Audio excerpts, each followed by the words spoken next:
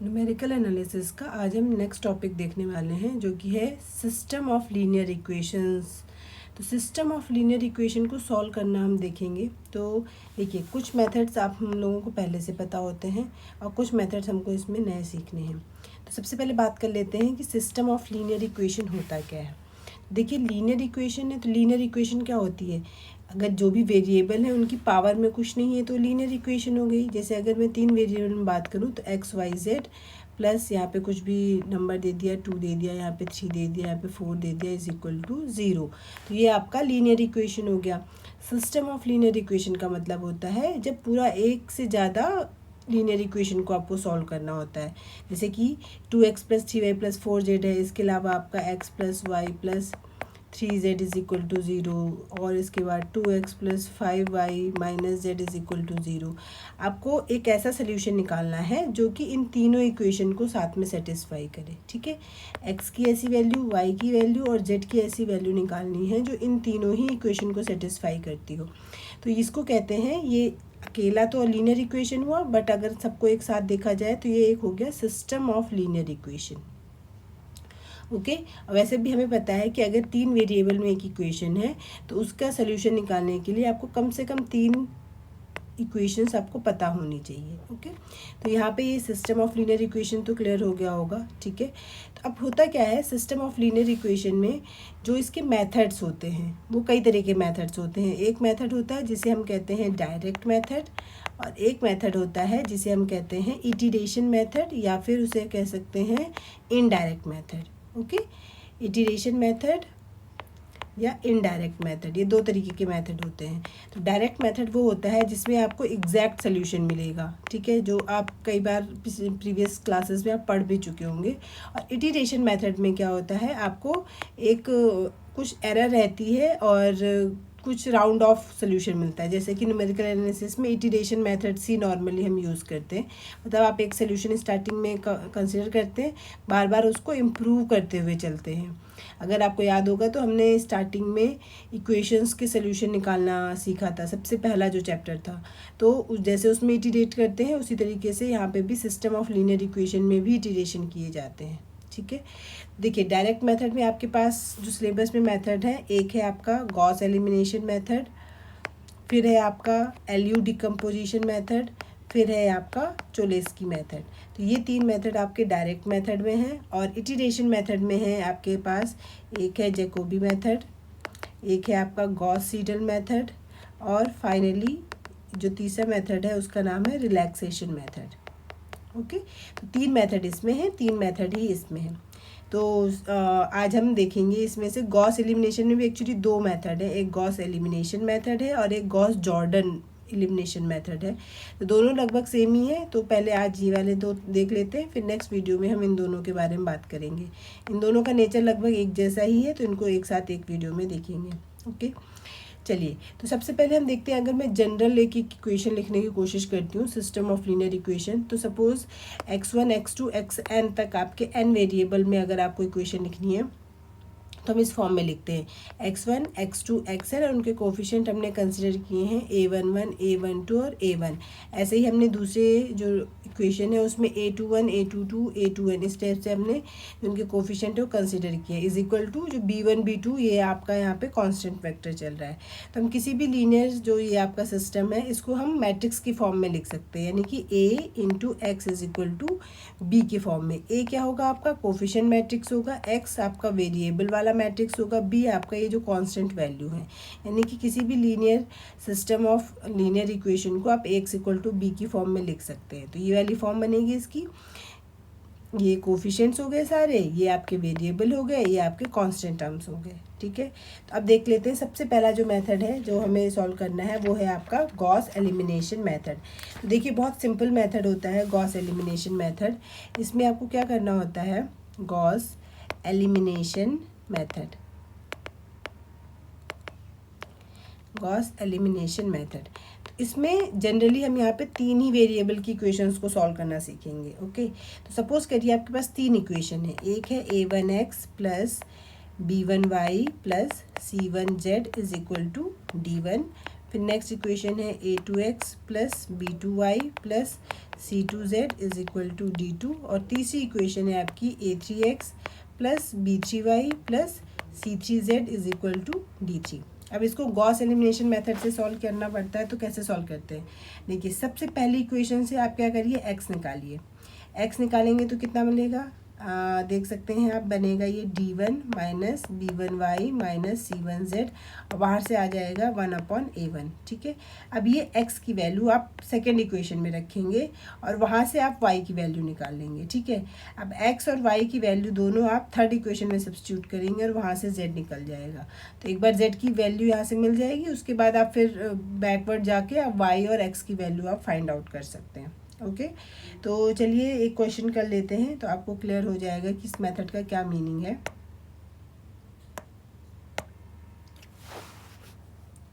Six x plus 3y plus 2z is equal to 6, 6x plus 4y plus 3z is equal to 0, और next है आपका 20x plus 15y plus 12z is equal to 0।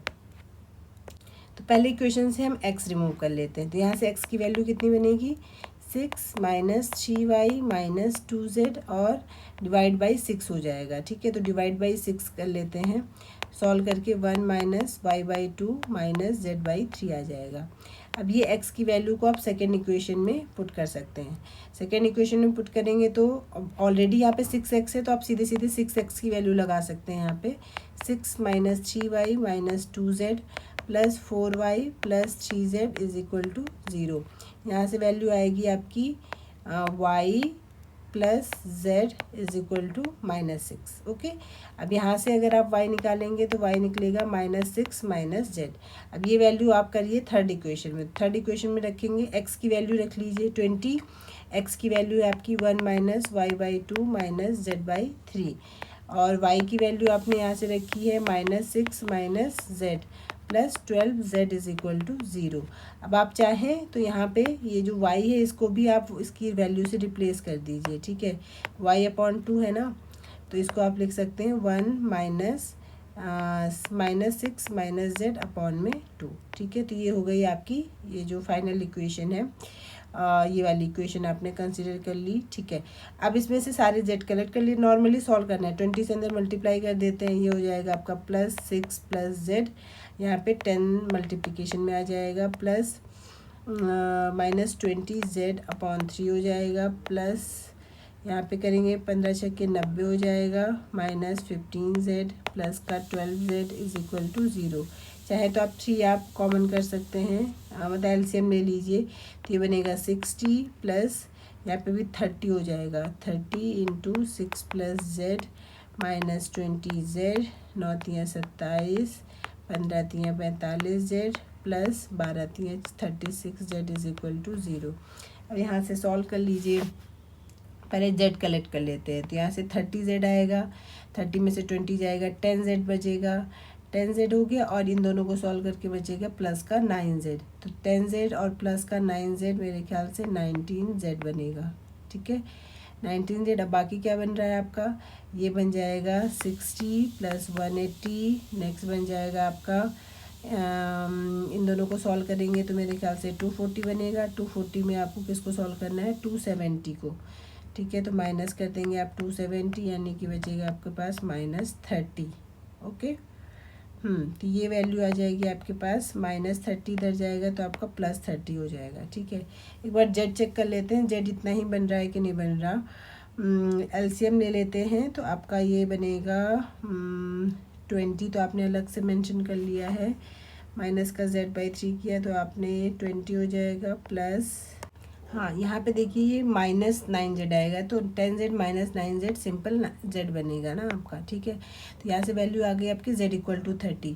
एक बार z equal to 30 आ गई तो y की value आप देख सकते हैं, ये हो जाएगी -36। y की वैल्यू 36 आ गई, तो यहाँ पे y और z दोनों की वैल्यू रख लेंगे, तो x की वैल्यू आ जाएगी आपकी 1 माइनस प्लस 18 हो जाएगा, z की वैल्यू 30 है, तो ये हो जाएगा माइनस का 10, 19 में से 10 जाएगा, 9 बचेगा। तो x की वैल्यू आ गई आपकी 9, y की वैल्यू आ गई -36 और z की वैल्यू आ गई 30। तो इस तरीके से आप गॉस एलिमिनेशन से सॉल्व कर सकते हैं। ओके, अगर समराइज़ करूँ, पहले से आपने x की वैल्यू निकाली, ये x की वैल्यू दूसरी इक्वेशन में रखी, यहाँ से आपने y की वैल्यू निकाल ली है, ठीक है।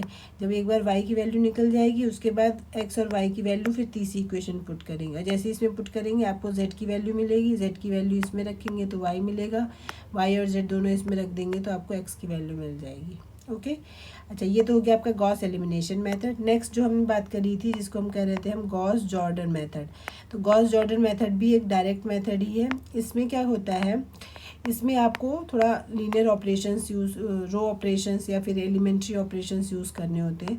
किसी भी मैट्रिक्स को हम देख रहे हैं, सिस्टम ऑफ लीनियर इक्वेशन को Ax इक्वल टू बी की फॉर्म में कन्वर्ट करना है, तो आप पहले यहाँ से क्या बना लेंगे, ऑगमेंटेड मैट्रिक्स इस तरीके का बना लेंगे, ठीक है।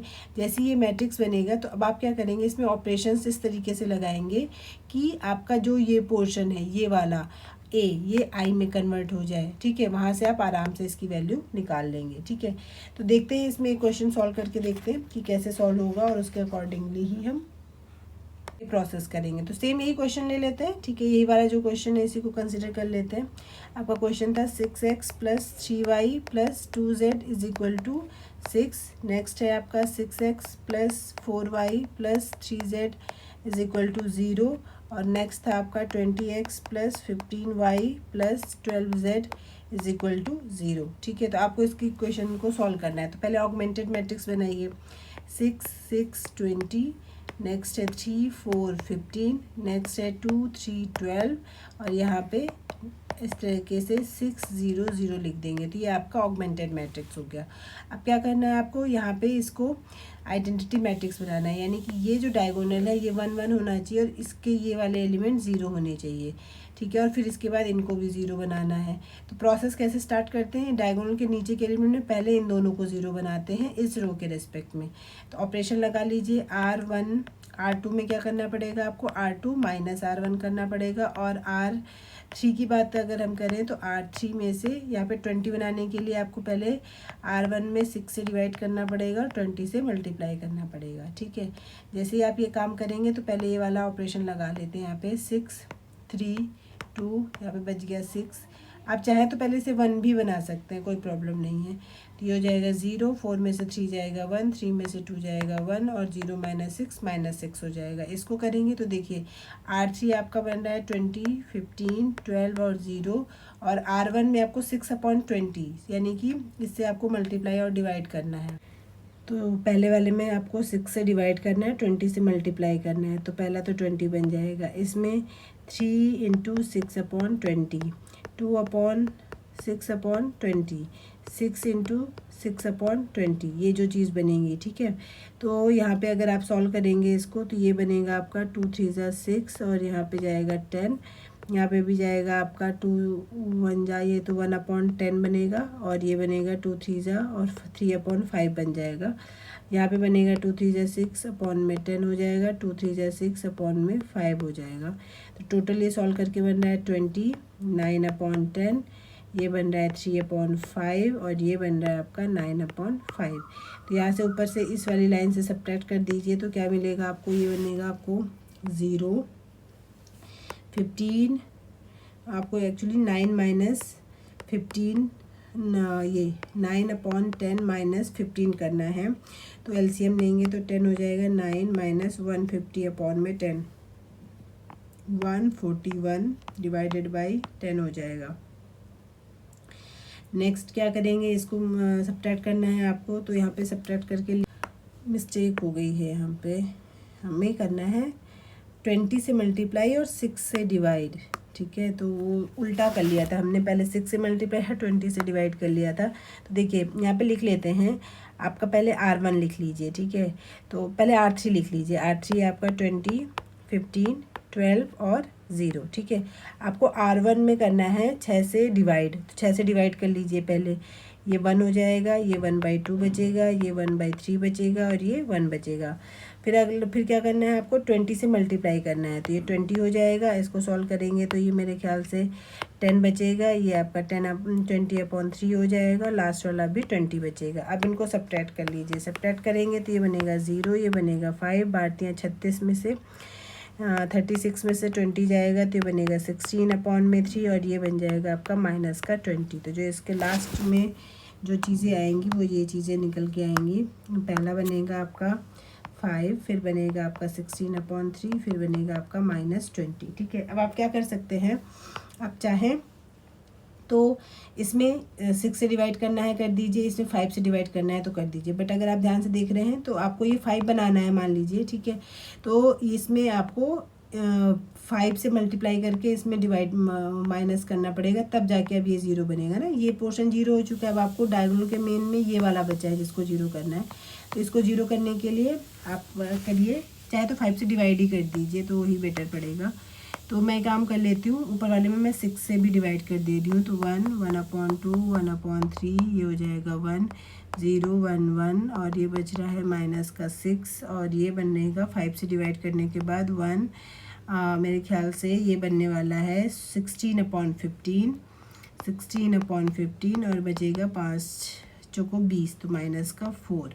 ठीक है, 5 से डिवाइड करेंगे तो -4 बचेगा। तो ये बन गया आपका। ठीक है, अब इसको बस 0 करना है, तो इसमें आप क्या करेंगे, ये मेन डायगोनल है, इसको 0 करना है तो इसमें दोनों को सब्ट्रैक्ट कर दीजिए। आपको सिंपल R3 में के लिए R3 माइनस R2 करना है। तो ये बनेगा आपका 1, 1/2, 1/3, 1, 0, 1, 1, -6, 0, 0, और 16/15 -1 करेंगे तो ये 1/15 बचेगा, और ये बचेगा -4 -6 यानी कि 2। तो ये बन गया आपका ये। अब चाहे तो आप यहाँ से भी निकाल सकते हैं, ठीक है, बट आपको गॉस एलिमिनेशन में क्या करना होता है, पर्टिकुलर आपको आइडेंटिटी ही बनाना होता है, नहीं तो आप यहाँ से भी निकाल सकते हैं। तो आप एक काम करिए, इसमें 15 से गुणा कर दीजिए इस वाली रो में। तो ये बन जाएगा 1, 1/2, 1/3, 1, 0, 1, 1, ये बनेगा -6, 0, 0, 1, और 15 दूनी 30, ये बन गया आपका। ठीक है, अब क्या करना है आपको, आइडेंटिटी के लिए इसको भी 0 बनाना है। ठीक है, तो ये दोनों 0 बनेंगे इसके रिस्पेक्ट में। तो आपको क्या करना है, R2 के लिए R2 माइनस R3 कर देना है, और R1 के लिए R2 minus R3 divided by 3 कर देना है। तो ये बनेगा आपका 1, 1/2, 0 हो जाएगा। ये आपका बनेगा, आपको R2 में R1 के लिए, R1 में क्या करना है आपको, 1 -30/3 यानी कि माइनस का 10 हो जाएगा। तो ये बचेगा आपके पास माइनस का 20 बनेगा। ओके, ये बनेगा आपका 0, 0, 0, सॉरी ये तो 1 रहेगा, 1/2, ये बनेगा आपका 0, 1, 1 - 1 0, और -6 -30 जो बनेगा वो बनेगा -36 बन जाएगा, और लास्ट का 0, 0, 1 और 30 बनेगा। ठीक है, अब बस डायगोनल के हिसाब से देखिए तो बस अब इसको 0 करना है, तो इसको किसके रिस्पेक्ट में करेंगे, R2 के रिस्पेक्ट में। तो R1 में क्या करना है, -R2/2 कर देना है। तो कर लीजिए, ये हो जाएगा 1, 0, 0, यहाँ पे इसमें पहले 2 से डिवाइड करना है, तो 2 से डिवाइड करेंगे तो -18, और ऊपर सब्ट्रैक्ट कर देंगे तो ये बचेगा आपका -18 प्लस माइनस का 2 बचेगा। तो ये 0, 1, 0, माइनस का 36, और ये बनेगा 0, 0, 1 और 30। तो बस हो गया। यहाँ पे आप इसको सॉल्व करके फाइनल लिखिए। बना है 1, 0, 0, 1, 0, 0, 0, 0, 1, और यहाँ पे जो आंसर आ रहे हैं आपके -2, -36, और लास्ट में आया है आपका 30। तो इसके अकॉर्डिंग जब आप इसको सॉल्व करेंगे तो क्या वैल्यू मिलने वाली है, ख्याल से